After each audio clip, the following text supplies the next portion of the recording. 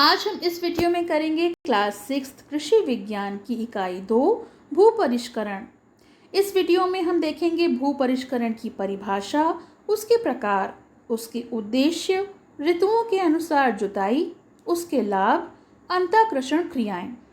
इस बुक का पार्ट 1 जो है उसका लिंक मैं आपको डिस्क्रिप्शन में दे दूंगी, तो आप वहाँ से देख सकते हैं।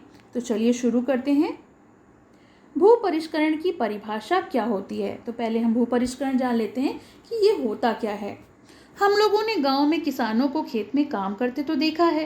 वो किस प्रकार से हल से खेत की जुताई करता है, फावड़े से खेत को खोदता है, कुदाल से खेत की गुड़ाई करता है और खुरपी से फसलों की निराई करता है। इन्हीं सभी क्रियाओं को, जो कृषि की क्रियाएं होती हैं, खुदाई, जुताई, गुड़ाई और निराई, इसी को हम भू परिष्करण कहते हैं।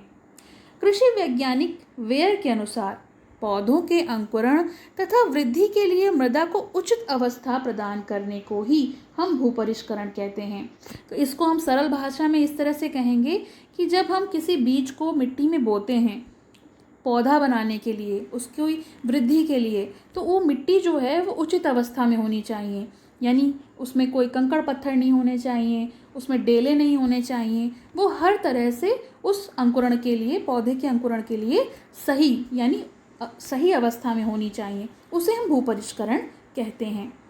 तो भू परिष्करण फसल उगाने के लिए भूमि को तैयार करने की वह प्रणाली है जिसके द्वारा भूमि में पौधों की वृद्धि के लिए सभी अनुकूल परिस्थितियों का निर्माण होता है। यानी हर प्रकार से उस बीज के अंकुरण के लिए जो परिस्थितियां होती हैं उसके अनुकूल हो जाएं, उसी को हम भू परिष्करण कहते हैं। भूमि को तैयार करना। भू परिष्करण में खेतों को जोतना, हैरो या कल्टीवेटर चलाना, पाटा लगाना, भूमि को समतल करना एवं निराई, गुड़ाई आदि क्रियाओं को सम्मिलित किया जाता है। यानी इसमें ये सारी जो क्रियाएं हैं वो सम्मिलित होती हैं। भू परिष्करण के प्रकार ये 2 भागों में बांटे जाते हैं। तो पहले तो हम ये समझ लें कि बीज बोने से लेकर फसल काटने तक जो खेती की जाती है उसे हम 2 भागों में बांटते हैं, प्राथमिक भू परिष्करण और द्वितीयक भू परिष्करण। प्राथमिक के अंतर्गत क्या आता है?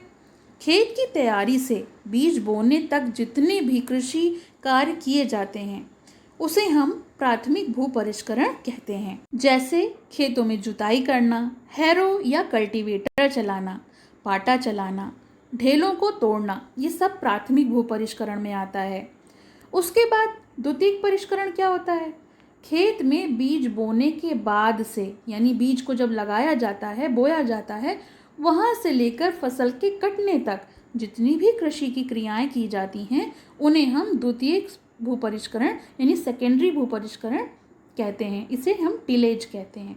आवश्यकता अनुसार वर्षा या सिंचाई के बाद खेत की ऊपरी सतह पर बनी हुई पपड़ी, जब पानी वर्षा होती है तो पानी की एक लेयर के कारण जो मिट्टी होती है उस पर एक सूखी सतह बन जाती है, सख्त सतह। उसको तोड़ने के लिए हैरो चलाना पड़ता है, खुरपी या कुदाल का प्रयोग करना पड़ता है।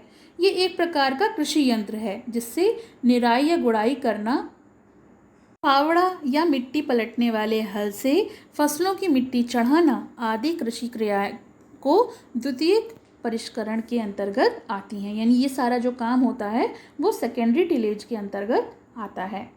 अब इसका उद्देश्य क्या होता है? क्यों भू परिष्करण करना चाहिए? तो इसके प्रमुख उद्देश्य यहाँ दिए हुए हैं। अगर आपसे प्रश्न उत्तर में पूछा जाए कि भू परिष्करण के उद्देश्य लिखिए, तो आप इस प्रकार से इसे लिख सकते हैं। तो हम पहला क्या पढ़ेंगे? मृदा जल धारण क्षमता को बढ़ाना।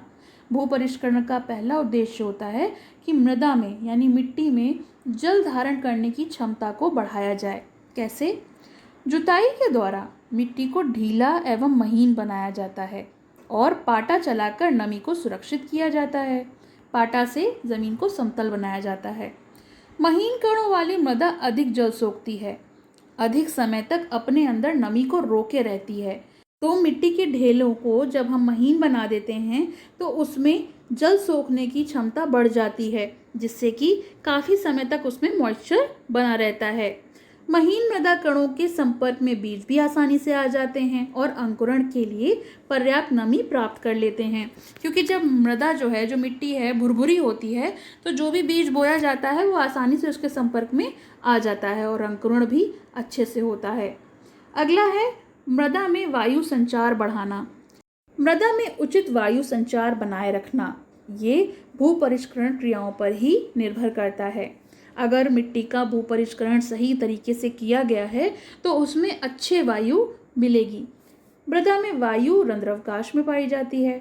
इन्हीं रंध्रावकाशों में मृदा जल भी होता है। जो मिट्टी के बीच में कण होते हैं, तो दो कणों के बीच में जो गैप होता है उसी में मृदा जल भी होता है। खेतों की जुताई करने एवं पाटा लगाने से मृदा कण आपस में इस प्रकार मिल जाते हैं कि मृदा में पर्याप्त रंध्रावकाश बन जाता है, जिससे वायु संचार और जल संचय अधिक होता है। मृदा में उचित वायु संचार होने पर बीजों का अंकुरण अच्छा होता है, क्योंकि एक बीज को अच्छा पानी, अच्छी मात्रा में हवा चाहिए, और जब इनमें रंध्रावकाश में पर्याप्त मात्रा में वायु और पानी दोनों होगा तो अंकुरण भी अच्छा होगा। एवं मृदा में लाभदायक जीवाणुओं की वृद्धि भी होती है। जो अच्छे वाले जीवाणु होते हैं, जो फायदा पहुंचाते हैं, वो बैक्टीरिया भी अच्छे से ग्रो कर पाएंगे। फलस्वरूप मृदा उपजाऊ हो जाती है और इसका नतीजा ये होता है कि मिट्टी की फर्टिलिटी बढ़ जाती है। अगला है मृदा कटाव, यानी सॉइल एरोशन को रोकना। तो मिट्टी में कटाव ना आ जाए, उसको रोकने के लिए भी भूपरिष्करण किया जाता है। जिस मृदा की जुताई होती रहती है, यानी जिस मिट्टी में हर वक्त भूपरिष्करण की सारी क्रियाएं उचित समय पर होती रहती हैं, उसमें मृदा कणों के झुंड बन जाते हैं। रंध्रावकाश का आकार बड़ा हो जाता है, जिससे मृदा में जल का अवशोषण और रिसाव की क्षमता भी बढ़ जाती है। अतः वर्षा जल का अधिकांश भाग भूमि की ऊपरी सतह सोख लेती है और शेष जल मृदा की नीचे की गहराई में चला जाता है। जब कटाव ज़्यादा हो जाता है तो पानी वहाँ रुक नहीं पाता और गहराई में चला जाता है, जिसके कारण जल का बहाव सतह पर बहुत कम होता है और जल का कटाव से वो बच पाती है। अगला है खरपतवारों को नष्ट करना। तो आपको पता है खरपतवार क्या होते हैं? जो अनचाहे पौधे होते हैं, जो फसल के साथ उग आते हैं, उन्हें हम कहते हैं खरपतवार, यानी वीड्स। खेत की जुताई करने से लगभग सभी प्रकार के खरपतवार नष्ट हो जाते हैं। जब खेतों की जुताई की जाती है तो जितने भी खरपतवार होते हैं, यानी जो वीड्स होते हैं, अनचाहे पौधे, वो मिट्टी में गुड़ाई के दौरान निकल आते हैं। पहली जुताई मिट्टी पलटने वाले हल से करनी चाहिए, जिससे खरपतवारों की जड़ें एवं कंद मृदा सतह पर आकर धूप एवं वायु से नष्ट हो सकें। जब उनकी जड़ें ही निकल आएंगी तो वो आसानी से नष्ट हो जाएंगे। 5वां, पौधों के कीट तथा रोगों की रोकथाम करना। पौधों में जो कीड़े लग जाते हैं, जो उनमें डिजीजेस हो जाती हैं, उन्हें कैसे कंट्रोल किया जाए। भूपरिष्करण द्वारा अनेक प्रकार के कीट पतंगे एवं उनके अंडे, बच्चे, यानी जो लार्वा होते हैं, प्यूपा होते हैं, ये मृदा सतह पर आ जाते हैं, यानी मिट्टी की ऊपरी परत पर, जिन्हें या तो पक्षी खा जाते हैं या फिर वो तेज़ धूप में जलकर नष्ट हो जाते हैं या फिर हवा से नष्ट हो जाते हैं। फसलों के कुछ हानिकारक जीवाणु व फफूंदी आदि फसलों के अवशेषों एवं जैविक पदार्थ पर पनपते रहते हैं, तो जुताई के द्वारा वो नष्ट हो जाते हैं। तो इसलिए भूपरिष्करण को करना अनिवार्य है। आखिरी है मृदा में जैविक पदार्थ का मिलना। गोबर की खाद या फिर कंपोस्ट खाद को खेत में फैलाकर तुरंत जुताई करके मिला देना चाहिए। इस तरह से हरी खाद भी खेतों में उगाकर मिलाई जाती है। तो इससे क्या होता है, मिट्टी की जो उपजाऊ शक्ति है वो बढ़ती है। अब अगला पॉइंट है ऋतुओं के अनुसार जुताई, यानी प्लॉइंग। तो सीज़न के अकॉर्डिंग कैसे प्लॉइंग की जाती है, हम भली भांति जानते हैं, यानी हम ये बात अच्छे से जानते हैं कि हमारे देश में एक वर्ष में 3 ऋतुएं होती हैं। कौन कौन सी? गर्मी, वर्षा एवं सर्दी। वर्षा ऋतु भी गर्मी ऋतु का ही एक भाग होती है। गर्मी के कुछ महीनों तक जब वर्षा अधिक होती है तो उसे हम वर्षा ऋतु कहते हैं। जुताई के दृष्टिकोण से वर्षा ऋतु भी गर्मी ऋतु के अंतर्गत ही आती है। अतः जुताई के दृष्टिकोण से 2 ऋतु होती हैं, गर्मी और सर्दी। परंतु ऋतुओं के अनुसार जुताई 3 प्रकार की होती है। पहली तो गर्मी की जुताई, दूसरा सर्दी की जुताई, और तीसरी होती है 2 ऋतुओं यानी गर्मी और सर्दी के मध्य की जुताई।